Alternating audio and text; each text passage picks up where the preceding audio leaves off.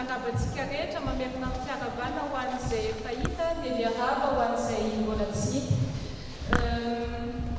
Ny tenako izany no solon-tenan'ny tafkan mandray atsika rehetra androany ampifaliana tokoa ny andraisanay anareo samba ny voanisy amin'ny sapana ohatr'izao teto akan dia misaotra indrindra tompoko amin'ny finiavana amin'ny fitoriana teny amin'ny fahazotona ho an'ireo avy any alina izay lavitra be tonga aty akan dia misaotra indrindra be lehibe anareo. Manaraka izany ny eto akan moa zany tsy manana entreprise izahay fa ny anananay dia ny STK sy ny sekoly alahady ka ny fandraisanay anjara zany ho an'ity antsapanay ity dia anao iramoa zany ny STK anomboana ny fitoriana ny teny dia ameko azy ireo zany ny alkaka moa zany fiteny asa.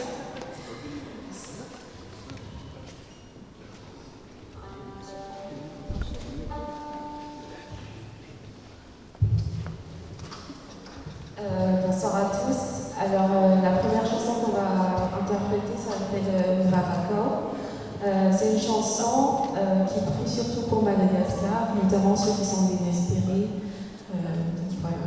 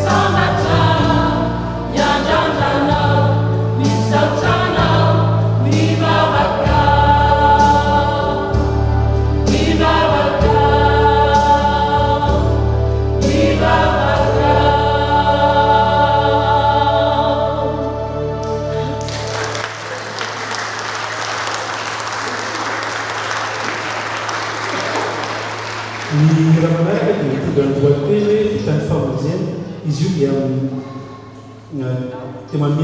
mirapely antsika ny zavatra nataon'i Jesosy antsika zay nananantsika tao anatin'ny ngezan'ny fahavalontsika vitany famonjena.